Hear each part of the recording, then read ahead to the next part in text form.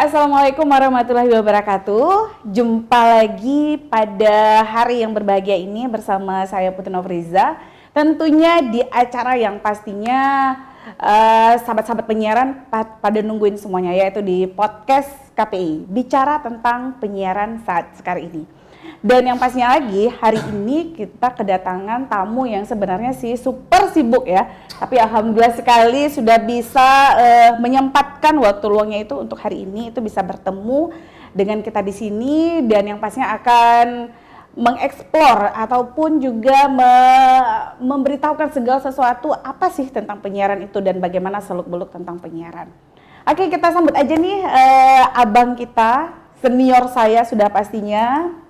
Selamat datang Bang Rahmat Saleh di KPI. Terima kasih Bu Putri. Alhamdulillah sehat ya Bang ya? Alhamdulillah Sehat. Nah, Bang Rahmat Saleh ini adalah seorang kaprodi ilmu komunikasi, FISIP Unsia, dan yang pastinya untuk di bagian di dunia penyiaran nih bagi kita ini sudah nggak asing lagi karena beliau adalah ketua pansel untuk periode kita tahun ini ya Bang ya. Berkat Abang juga nih kita ada di sini, dan yang juga pastinya Abang ini juga adalah mantan komisioner KPI Aceh periode 2014-2017 ya Bang ya. 2013-2017. Oke, dan yang pastinya mantan terindah untuk KPI. Karena memang sampai saat sekarang ini kita masih terus saja berkoordinasi ya, untuk saling berbagi ilmu, apalagi Abang memang seorang akademisi yang memang terus menyuarakan terkait bagaimana komunikasi tentang penyiaran. Oke Bang, ini kita ngobrol-ngobrol santai gitu ya di podcast penyiaran kita kali ini nih, kita mau ngobrol ini nih Bang. Saat sekarang ini kan penyiaran kita ini sedang digenjot untuk persiapan kita digital nih. Sebelum kita ngomong soal digital nih, kita udah istilahnya kalau bahasa keren gaulnya sekarang nih judulnya kita apakah kita sudah melek media gitu ya? Apa sih Bang sebenarnya dengan melek media itu sendiri? Mohon pencerahannya. Oke ya, baik, terima kasih. Ini podcast KPI ya, luar biasa. Terima kasih kepada Bu Putri dan juga teman-teman dari KPI Aceh yang telah mengundang, memberi kesempatan untuk kita bisa berbagi dalam acara podcast ini. Mudah-mudahan ada banyak manfaatnya. Insya Allah. Terkait dengan isu tadi, sudahkah kita melek bermedia? Iya. Kan? Nah, apa sih melek itu? Ya tentu kalau misalnya bahasa sederhananya berarti kan kita buka mata, iya. Kan? Sederhananya kan melek itu. Nah, dalam kaitan dengan media, ya berarti kita mengharapkan publik, netizen, kalau istilah sekarang itu ya, masyarakat itu betul-betul bisa menganalisis pesan-pesan yang disampaikan oleh media. Kemudian lebih jauh dari itu adalah bisa memberikan sikapnya ya, tentunya adalah sikap kritis pada konten-konten media gitu kan, sehingga informasi yang kita dapatkan dari media itu kita tidak hanya mencerna begitu saja, mentah-mentah atau percaya begitu saja tanpa ada cross check dan seterusnya. Nah, kalau dalam istilah agama mungkin disebut dengan tabayun. Kan? Nah, cuman persoalannya adalah kan nggak semua orang itu mau gitu. Iya, benar sekali itu Bang, benar sekali. Orang mau untuk bersusah-susah payah dalam tanda petik itu untuk menganalisis, untuk memahami kan apa dari pesan media. Nah, sementara apalagi kita sekarang hidup di platform media yang sangat beragam. Yep. Nah, dan artinya satu platform saja itu sudah menimbulkan permasalahan tersendiri. Iya, gitu benar kan? sekali. Apalagi misalnya udah platformnya multi platform seperti itu, tentu tantangan lebih besar. Gitu. Jadi ya, sederhana memang artinya kita harus mendorong, dan ini bukan pekerjaan yang gampang ya. Artinya itu juga harus didukung oleh semua pihak gitu, dalam hal ini.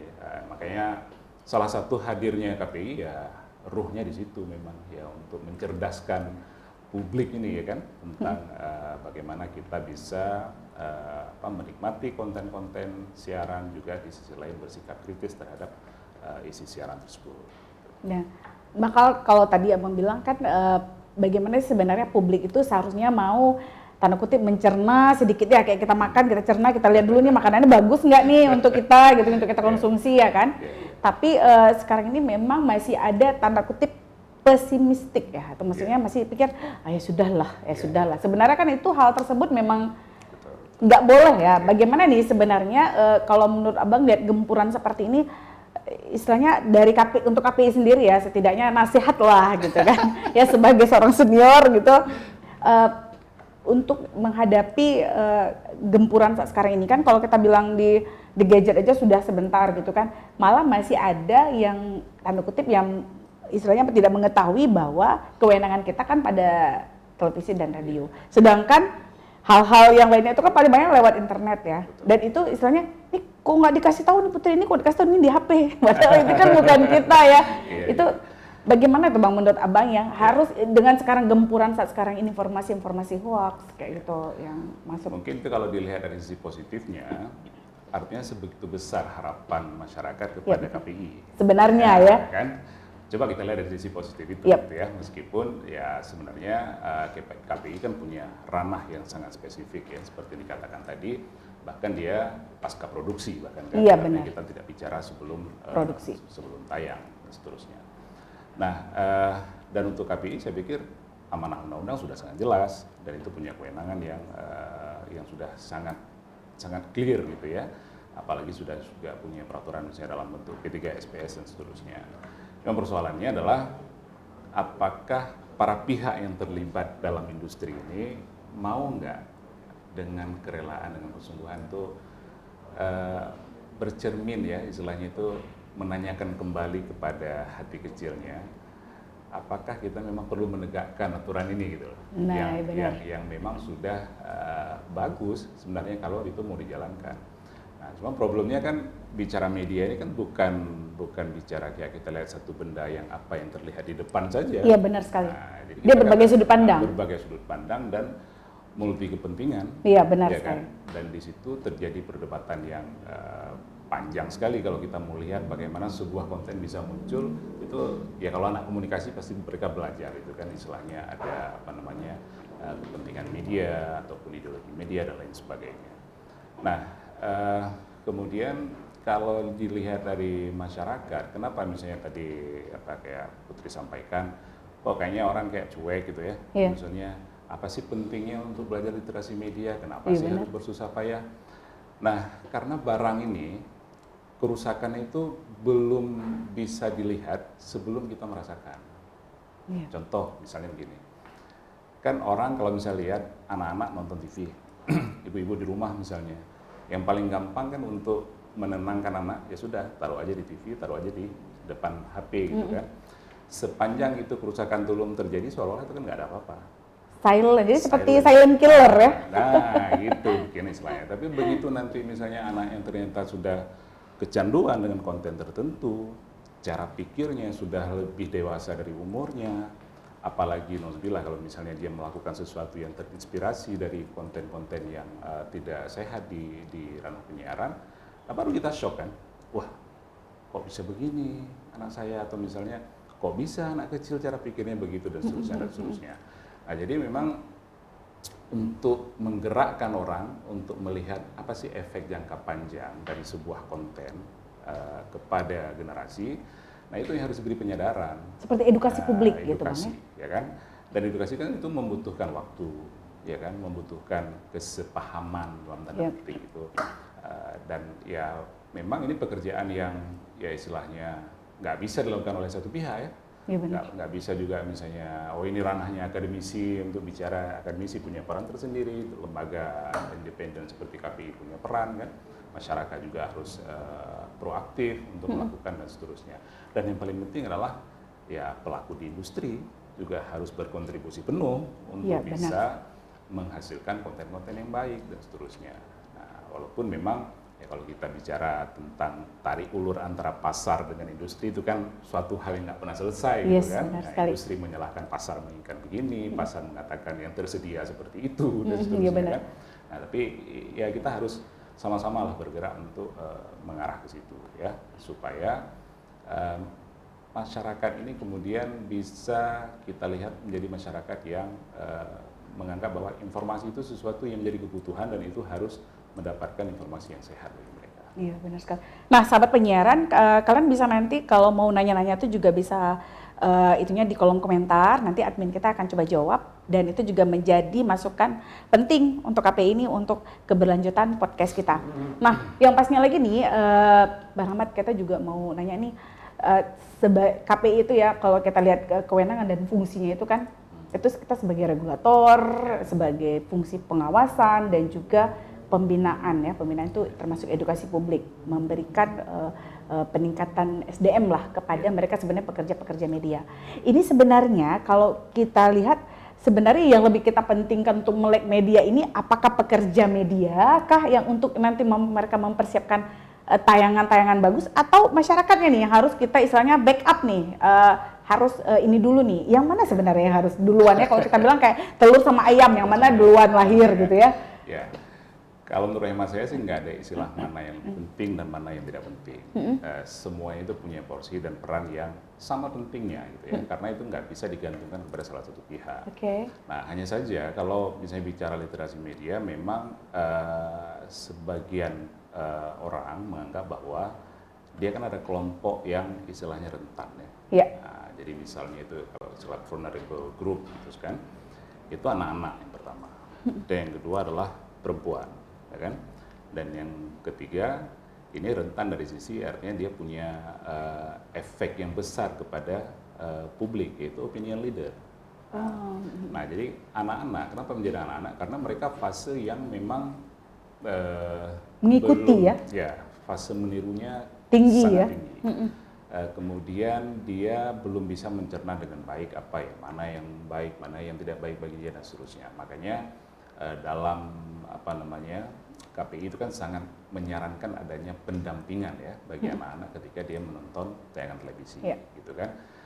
Dan saya pikir memang bukan hanya untuk tayangan televisi saja, bahkan kalau kita bicara di ranah pendidikan pun sebuah pola didik yang baik adalah membimbing dan mendampingi anak gitu. Jadi jangan hanya menyerahkan anak kepada misalnya institusi pendidikan bahwa ya itu tugas guru dan seterusnya gitu kan.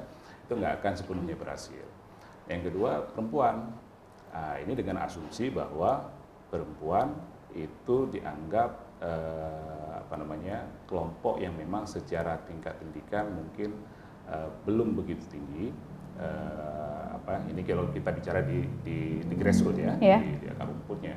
Dan kemudian ada kelompok-kelompok perempuan yang memang istilahnya mungkin hobi nonton sinetron gitu ya. kurang kritis dan gitu, agak cuman menerima saja gitu ya, marut dan seterusnya. Nah, sementara di sisi lain perempuan ini kan menjadi kelompok yang paling dekat dan punya peran yang besar dalam mendidik generasi, ya kan, terutama anak-anaknya. Bukan berarti bahwa laki-laki tidak punya peran di situ gitu ya, tapi artinya memang secara umum namanya anak-anak kan biasa dia lebih dekat dengan ibunya gitu kan. Nah, artinya kalau seorang ibu dia tidak bisa menjadi ibu yang cerdas, maka kita mengkhawatirkan anaknya nanti juga akan menjadi anak yang tidak cerdas. Iya benar.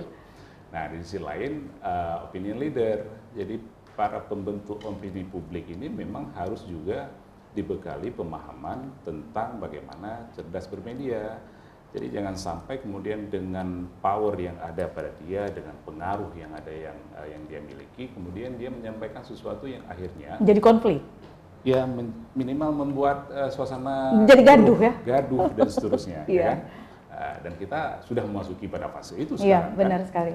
Bahkan bukan hanya sebatas gaduh, tapi sudah masyarakat hampir terpecah belah, ya benar. Ya, sudah menjadi terbelah. Jadi friksinya menjadi sangat tajam. Dan ya ini saya pikir yang penting harus disikapi bahwa supaya literasi media ini menjadi sesuatu yang memang concern semua para semua pihak.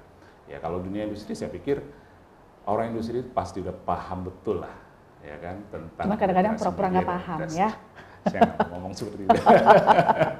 Ya terkadang memang ada yang namanya tanda kutip untuk penaikan rating kan, itu kan menjadi keutamaan dari lembaga penyiaran ya. Cuman memang ini memang menjadi tanda kutip PR besar ya kepada KPI. Walaupun sebenarnya kalau kita lihat Bang ya, P3SPS tersebut sudah ada, tapi istilahnya sanksi-sanksi yang diberikan sudah ada, tapi kok tanda kutip kok masih seperti ini ya, maksudnya belum ada peningkatan yang agak signifikan. Masih ada tanda kutip, masih ada kalau dibilang KPI sanksi dari KPI masih agak-agak sebelah mata gitu lihatnya ya. untung pakai sebelah mata nggak tutup mata. Tapi memang sih kalau abang lihat memang termasuk infrastruktur aturan kita memang harus ada perubahan gitu bang ya. Kalau kita lihat dari saat sekarang ini dari tahun yang telah dibuat undang-undang yang lama gitu kan sampai saat sekarang ini memang harus ada perubahan gitu bang untuk menjadikan itu menjadi lebih baik lagi gitu nggak? Yeah. Saya pikir memang salah satu poin penting dari sanksi itu sebaiknya kan sanksi tidak hanya sifatnya administratif, ya. Meskipun saya percaya bahwa sanksi yang sudah ada di P3SPS itu juga menjadi sesuatu yang sangat diperhatikan oleh para pelaku industri, karena bagaimanapun itu pasti berdampak. Kita tahu bagaimana di belakang layar proses yang terjadi, bagaimana tarik ulur dengan pengiklan dan seterusnya, gitu ya. Artinya administratif itu pun yang mungkin sebagian publik awam melihat bahwa itu kayak nggak ada efeknya, tapi ternyata berefek besar, ya kan? Nah, tapi alangkah lebih baiknya lagi kalau misalnya sanksi itu punya apa istilahnya itu bentuk yang lebih berat, ya. Bentuk lebih berat artinya apa? Denda misalnya, atau penegakan sanksi kepada misalnya pencabutan izin yang memang betul-betul dilaksanakan. Ya. Poinnya di situ kan. Jadi pertama sanksi yang bersifat denda itu harus nominalnya yang besar, sehingga ini menjadi sebuah efek jerah. Yang kedua adalah komitmen untuk menegakkan sanksi. Ya kan? Nah itu. Nah ini salah satu contoh misalnya kalau kita melihat kiblatnya kayak di Amerika misalnya yang namanya FCC itu Federal Communication Commission, itu kan lembaga penyiaran di sana menjadi dalam tanda kutip kayak takut dengan FCC karena memang sanksinya nggak main-main. Dan itu ditegakkan. Dan itu sanksinya juga berlaku bukan hanya kepada pelaku industri, tetapi juga pengisi acara dari industri-industri tersebut. Misalnya, kalau terima masih ingat, misalnya kasus Janet Jackson, misalnya waktu itu pada acara Grammy gitu kan, yang acara live kemudian terjadi insiden dan dia dikenakan sanksi untuk itu. Sampai segitunya sampai gitu, segitunya. Benar. Sehingga semua pihak itu yang terlibat di dalam konten ini merasa punya tanggung jawab yang sama, merasa bahwa oh ini bukan hanya tanggung jawab industri, ya kan? Atau ketika misalnya terjadi sesuatu, kemudian kita hanya menyalahkan satu pihak. Lepas tangan, ya kan? Dan masyarakat juga demikian. Nah, pertanyaannya bisa nggak kita mengarah ke sana? Ya, bisa nggak ya kita mengarahkan ke sana ya? Tapi itu memang perlu kerja keras dan perlu komitmen bersama gitu ya. Betul. Nah, kalau kita balik lagi tadi ke sudahkah kita melek media ya. Nah sekarang ini gimana nih saran konkret lah ya, saran konkret dari seorang Bang Rahmat Saleh, seorang yang memang pernah memang duduk di sini kita bersama-sama gitu ya, memang sebagai pelaku kebijakan lah ya untuk di dunia penyiaran. Apa nih sarannya nih untuk ya masyarakat lah ya sebagai sahabat penyiaran nih yang supaya nggak pesimis nih, supaya masih ada bahasa gini, emang siapa sih yang nonton TV, siapa sih yang denger radio, walaupun itu tetap ternonton gitu ya kan. Kalau kita lihat ratingnya masih ada gitu. Kalau nggak mungkin saat sekarang ini dibuat lagi smart TV kalau memang itu tidak dibutuhkan, kan seperti itu ya logikanya. Apa nih saran konkretnya kira-kira Bang untuk kita semuanya? Ya kalau TV nggak ada yang nonton, rasanya nggak perlu juga kita switch off kan? Ya benar sekali, nggak perlu kita switch off. Ya kepada digital gitu kan, artinya bahwa perangkat ini masih tetap akan dibutuhkan oleh masyarakat, ya kan? Cuman di saat yang sama kita dihadapi pada tantangan seperti saya katakan bahwa media yang ada sekarang sudah multi platform. Dan semua orang sekarang, mulai dari generasi muda sampai yang udah agak tua pun sudah bergantung kepada digital. Jadi akses informasi itu akhirnya menjadi pertarungan nih kan antara konten di TV dengan konten di platform digital lainnya. Tetapi dua-duanya menyisakan pekerjaan rumah yang sama, yaitu masalah literasi. Nah, jadi kalau ditanya bagaimana harus memulai, ya berarti ya KPI dengan ranah kewenangannya memang tetap harus fokus di situ. Kemudian di sisi lain masih banyak sekali persoalan terkait dengan hoax, ya kan, di platform digital lainnya, di media online dan lain sebagainya, gitu kan. Masih untung sedikit kita misalnya kayak konten-konten pornografi memang sudah diblok otomatis oleh Menkominfo, gitu ya. Nah, kalau enggak kan itu menjadi beban yang tambah besar lagi. Iya benar gitu. sekali. Jadi ya harapannya memang sama-sama lah, semuanya harus bergerak ya, mulai dari pemerintah sebagai Pengambil kebijakan ya. Negara kan harus bertanggung jawab nih untuk melindungi Masyarakatnya, ya. masyarakat. Ya, dan yang pasti ini sahabat penyiaran sebagai generasi muda ya, itu sudah pastinya proaktif gitu Bang ya. Jadi maksudnya minimal dari tingkat keluarga sendiri gitu ya Bang ya. Jadi ini memang sih kayak gayanya sih iya bilang nggak tahu waktu dibuat sendiri nggak kayak gitu. Tapi yang pastinya sahabat penyiaran yang disampaikan oleh Bang Rahmat tadi ya, sedari tadi bahwa kolaborasi terus kemudian sinergi bersama dan juga istilahnya tanda kutip harus optimis terus ya. Apalagi terkait dengan persiapan perpindahan kita ini dari analog ke digital yang memang sudah di depan mata, apalagi itu sudah amanah dari undang-undang. Jadi kita nggak mungkin lagi untuk harus menutup mata nih, misalnya nggak mau tahu deh, nggak ada urusan yang di rumah. Jadi kalau kita mau apa namanya istilahnya Bang ya, untuk mau mencerdaskan kehidupan bangsa, minimal dari keluarga dulu gitu ya Bang ya. Itu kan artinya gini, sama kayak ketika misalnya ada orang yang mengeluh tentang bagaimana bahaya handphone pada anak-anak, ya kan? Bagi sebagian orang mungkin yang ketika masalah itu belum datang pada dia, menganggap bahwa itu urusan sepele lah, ngapain sih ribut sekali harus bahas tentang bagaimana anak-anak pegang handphone, beradaptasi dengan handphone dan seterusnya. Tapi ketika sesuatu itu sudah berdampak kepada anaknya, kan baru jadi masalah. Nah, konten informasi juga demikian, ya kan? Masalah pesan-pesan media juga demikian. Nah, hanya saja seperti saya katakan tadi, ketika misalnya bahaya itu memang yang namanya hal ini kan dia nggak kasat mata ya, begitu sudah terjadi, kemudian baru kita sadar bahwa oh ternyata penting ya untuk kita melihat berefek seperti berefek ya sebenarnya. Dan bahaya sekali kalau kita nanti mewariskan sebuah generasi yang tidak cerdas, generasi yang tidak kritis, generasi yang kemudian hanya menjadi konsumen dari konten media saja. Jadi poinnya di situ. Poin di situ. Oke, nah yang pastinya nih sahabat penyiaran nih nggak terasa memang ya waktu kita memang sudah terus berjalan dan kita sudah diperingatkan oleh admin untuk sesi pada hari ini. Oke, so sebelum kita tutup nih kita mau dengar ya closing statement dari, walaupun dari tadi terus kasih statement ya, tapi kali ini kita mau closing statement nih untuk sahabat penyiaran nih yang nonton dari podcastnya KPI dari YouTube resmi kita. Silakan Bang. Ya, closing statementnya tetaplah bersikap kritis ya dalam mengkonsumsi isi-isi media supaya kita menjadi generasi yang cerdas, yang sehat ya secara cara pikir dan berbuat keputusan dan seterusnya. Dan yang paling penting harus diketahui bahwa PR ini bukan hanya PR satu pihak saja, tetapi ini PR bersama, jadi perlu kolaborasi, perlu sinergi, perlu kesadaran bersama yang dibangun bahwa memang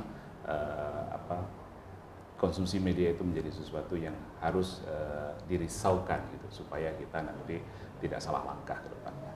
Oke, terima kasih untuk waktunya hari ini Bang Rahmat Saleh. Insya Allah kita jumpa lagi dan nggak kapok lagi nih untuk ketemu kita di sini untuk berbincang ya, untuk bisa share kita informasi kepada sahabat penyiaran semuanya.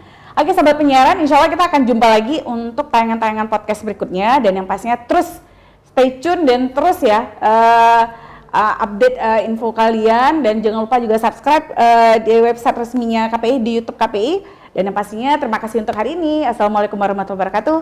Sampai jumpa. Assalamualaikum.